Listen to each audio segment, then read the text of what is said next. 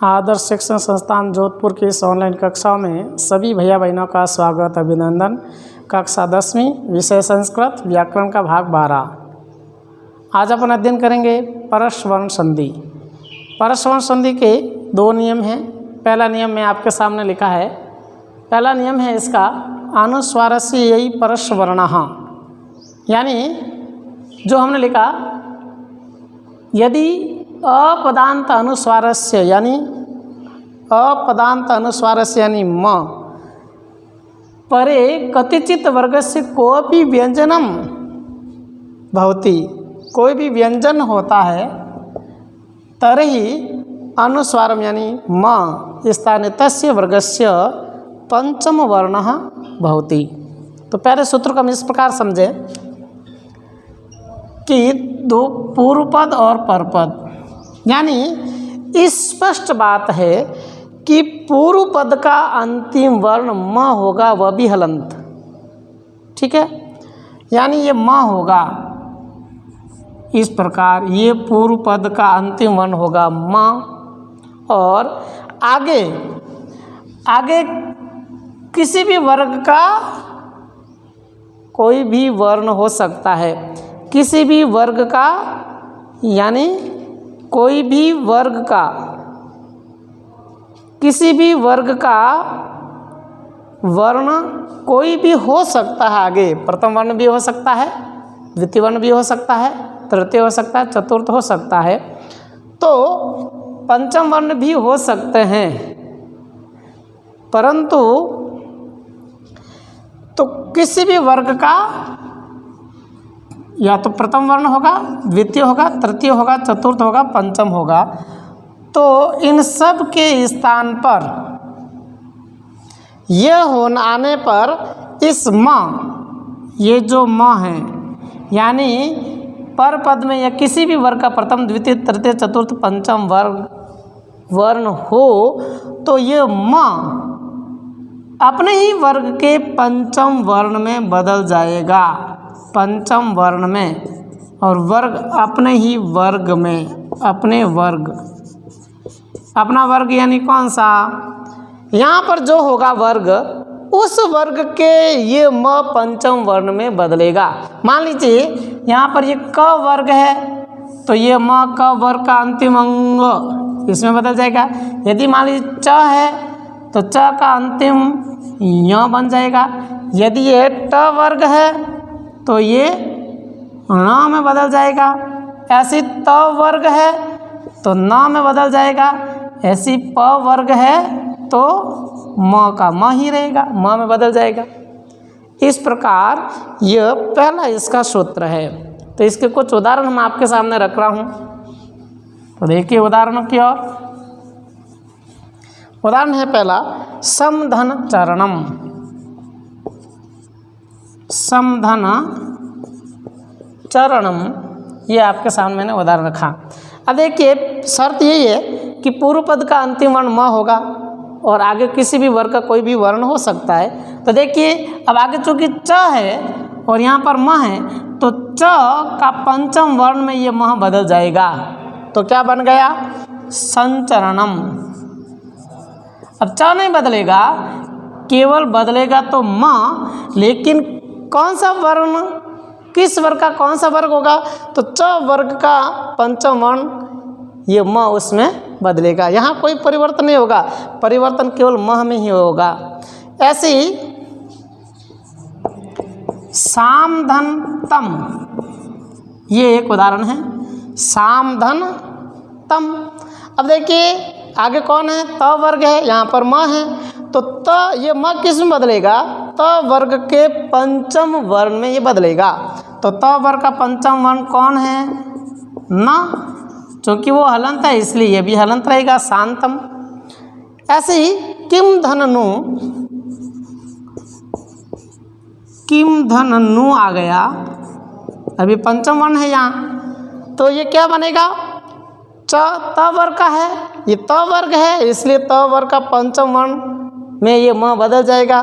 तो त वर्ग का पंचम वर्ण कौन है, न, और आगे शब्द क्या है, नु, तो किन्नु। ऐसे ही किम धन च हो सकता है, किम धन च, तो क्या बन जाएगा किंच, यानी च का पंचम वर्ण य होता है तो म य में बदलेगा। ऐसे ही समधन धी भी लिख सकते हैं, समधन धी बन गया संधि। ऐसे गुम धन फीत, गुम धन फीत पर अब बन जाएगा गुम फीत, चूँकि प वर्ग का पंचम वर्ण म ही होता है, चूँकि म ही रहेगा। ऐसे कुम धन ठित, कुम धन ठित। अब ये ठ कौन है, ट वर्ग का, तो ट वर्ग का पंचम वर्ण है ना, तो कुंठित बनेगा बराबर कुंठित। इसी प्रकार हम गुमधन जति लिख सकते हैं, गुंजति बनेगा, गुमधन जति बराबर गुंजति। तो ये पहले प्रकार के, इस प्रकार के उदाहरण मैंने आपके सामने रखे। अब इसका दूसरा नियम है तोरलीच, दूसरा नियम है तोरलीच, छोटा सा है, के सामने रखूंगा।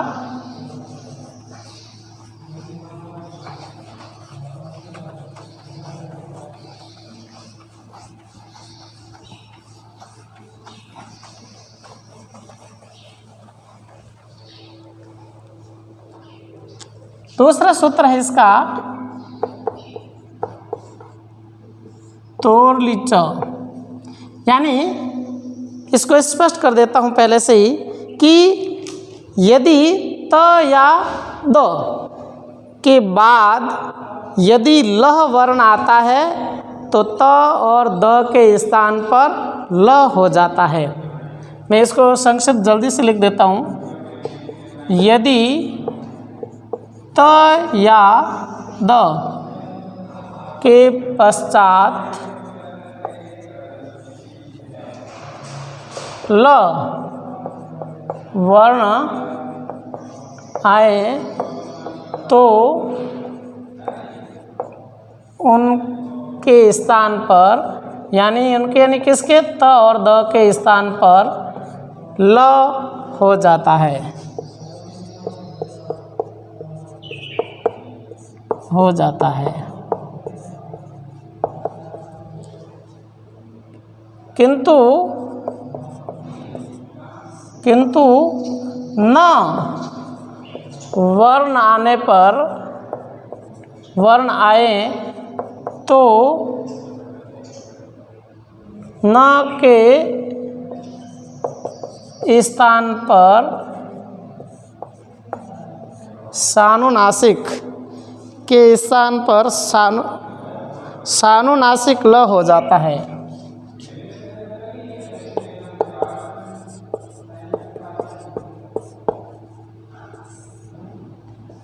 यानी च के ऊपर चंद्र बिंदु ल हो जाता है।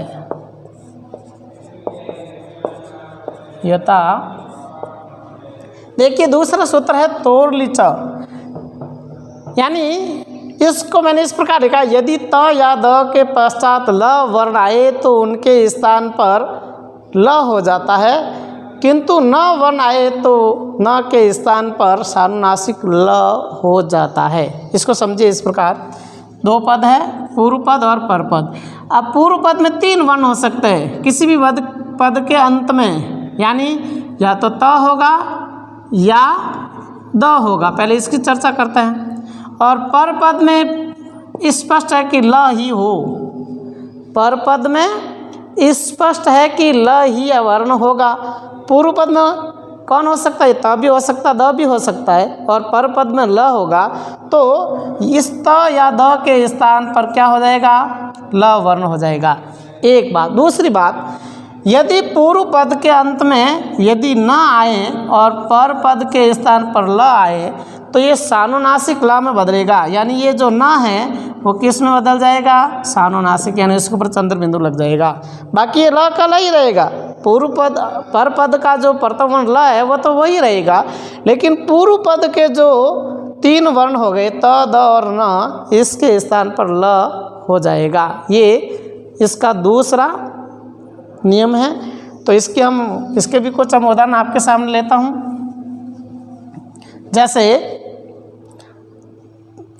जैसे इस प्रकार तत् धन लय, तत् धन लय बन जाएगा। इस त के स्थान पर क्या बनेगा, ल, तो बनेगा तल्लयः, इस प्रकार बन गया। ऐसी उत धन लेख, उत धन लेख, देखो ल है और यहाँ पर त है, तो ये त किस में बदल जाएगा, ल में, इसलिए शब्द बन गया उल्लेख। ऐसी आप लिखेंगे हम तत् धन लीला, तत् धन लीला बराबर क्या बन जाएगा, तलीला। इसी प्रकार हम लिखेंगे उत धन लास,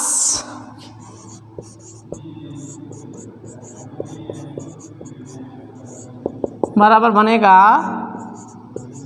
उल्लास। इसी प्रकार हम लिखेंगे विपद धन लीन, विपद धन लीन बराबर बन जाएगा विपद लीन, विपल लीन, विपल लीन। इसी प्रकार न वाला भी हम लिख सकते हैं। जैसे इसमें एक और भी लिख सकते हैं, विद्युत धन लेखा,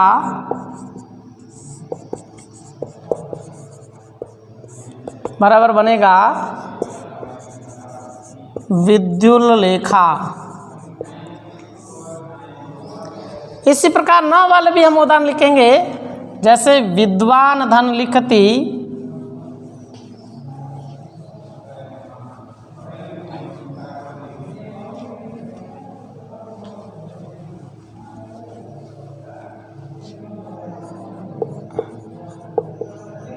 विद्वान धन लिखती बराबर सानुनासिक विद्वान, यहाँ पर बनाता हूँ लिखती। इसी प्रकार हम लिखेंगे कुशान धन लाती,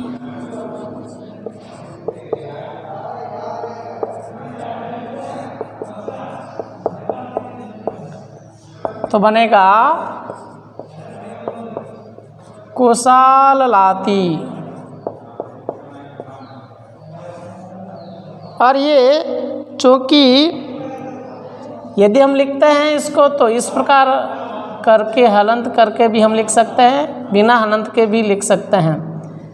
इसी प्रकार हम उदाहरण लिखेंगे धीमान लिखती, विद्वान लिखती, महान धन लाभ, महान धन लाभ, तो हम लिख सकते हैं महाल लाभ। तो इसके वीडियो में आज हमने परस्पर संधि के 2 नियमों का अध्ययन किया। धन्यवाद, नमस्कार।